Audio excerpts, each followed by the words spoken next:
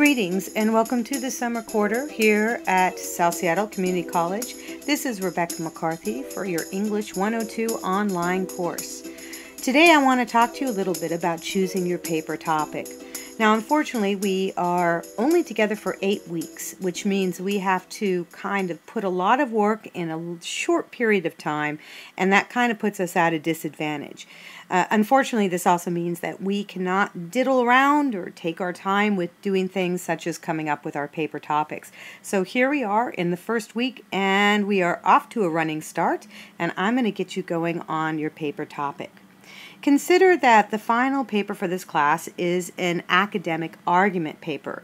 Now, what does this mean? This means that you're going to take a stance on a topic and you're going to try to prove that stance.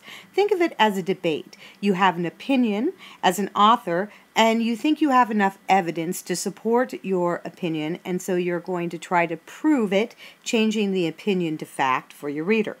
This is quite a different kind of paper than a research paper that just gives information to your reader, or a personal essay which tells your reader something about you personally. An academic argument paper is an important paper to learn how to write because you will be writing a lot of these from this point out in your academic career. One of the things to keep in mind that while you're picking your topic and you're getting ready to write the paper is that you cannot use first person, that is, refer to yourself as I in this paper. A matter of fact, the paper needs to be written in the third person point of view. We do this for a few reasons. One is so that we could keep our own personal opinions out of the paper and instead allow the research to speak for itself. And that's what we are trying to accomplish here. Writing in the third person can be difficult, but it's important to realize that from this point on in your academic career, this is what's going to be expected of you. We only use first person when we are writing casual writing, such as a letter, an email, a Facebook update, or a personal essay. Most academic writing is not considered casual writing, and so we stay in the third person. With that said, let's go on to how to pick the paper topic. For this class, the major theme is power relationships. And of course, we're looking at the power relationships between a big brother and a little brother entity and how we negotiate those power relationships. Sometimes those power relationships are negotiated so that big brother abuses the power and basically does harm to little brother. Sometimes the power relationships are equitable, meaning that there is a good discussion and negotiation between the two different entities within the power relationship and feelings aren't hurt. So the one thing that's good about this topic is that it's really generalized, and because it's generalized and because we deal with power relationships in almost every single aspect of our life, you should pretty easily be able to find a topic that will fit within the theme of this class and one that you'd be interested in writing on. I wanted to give some background about the different types of papers I've had in the past that might give you some inspiration. I've had papers on the Egyptian citizens and their government, and specifically the Egyptian revolution over the last several years.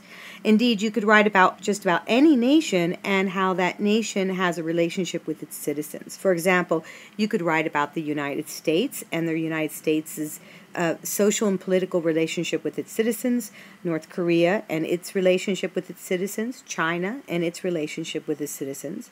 One of the papers I've received was on China and the two-child law, or you could talk about the Occupy movement here, not only in the United States, but it's global.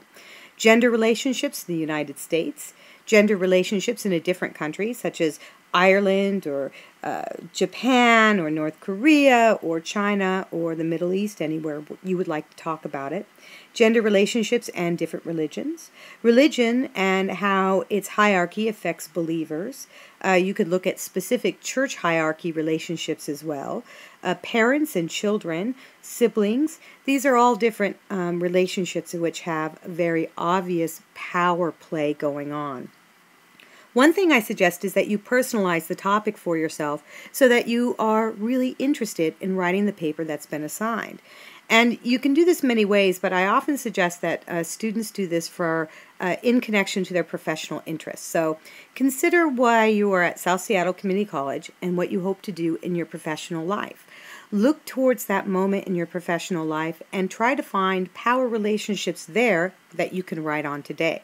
For example, if you are in the nursing program here at South Seattle Community College and you want to learn how to become a nurse, you might write on the power relationships between nurses and his or her patients, or nurses and the power relationships they experience with doctors, nurses and the power relationships that they may experience with the administration of the hospital that they work on.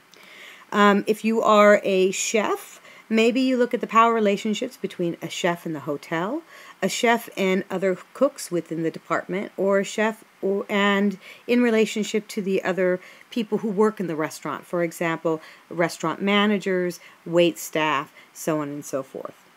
If you are a mechanic, you can look at the relationship between a mechanic and a customer who comes in with their car, maybe a customer who knows nothing about how their car happens to work, or even a customer who thinks they know a lot when indeed they don't. You could look at the relationship between a mechanic and administration or their bosses and managers. You can look at the relationship between a mechanic and actually working with different companies that sell the parts you need. The difference between buying a new part and, for example, reconstructing a part, and how that works within the business world. If you're going to be a lawyer, you have relationships between the law and citizens, between a lawyer and a client. You could talk about being a doctor. You could talk about political and social relationships in businesses. Pretty much the sky is the limit with this general topic. I do suggest that you find a topic that means something to you personally so that you are invested in writing about this topic. It's always a good idea to care about what you are writing about instead of just, completing an assignment. Now, in the discussion this week, you're asked to basically give me two different discussion questions. The first one, you're going to tell me a little bit about yourself and why you're at South Seattle Community College. And in the second discussion forum, we're going to talk about your paper topic. Now, I'm going to ask you to come up with two different paper topic possibilities. And then I'm going to work with you, each one of you guys, one-on-one, to figure out which is going to be the best topic for this assignment. Some things we have to consider, for example, is the fact that this paper is only 8 to 10 pages long. And so you want to pick a topic that you can write in that small amount of time.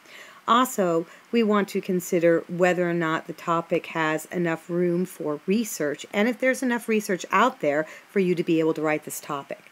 So me and you will work together back and forth on this. Please answer all of my questions, follow-up questions to you in this forum so that I can help you find the paper topic for you.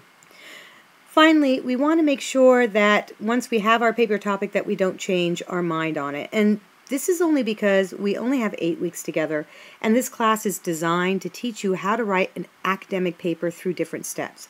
We start with the paper topic, go on to the idea of research questions, a working thesis statement, how to do an outline, working on annotated bibliographies, a rough draft, the revision process, and then, of course, the final paper.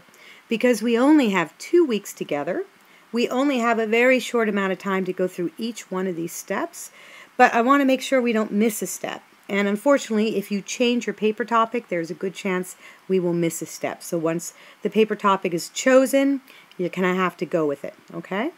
And that's all I have for you this week. Let me know if you have any questions, and I am excited to see all the different topics that you guys are going to come up with, and I will see you on the discussion boards. Hey, have a terrific week, and goodbye.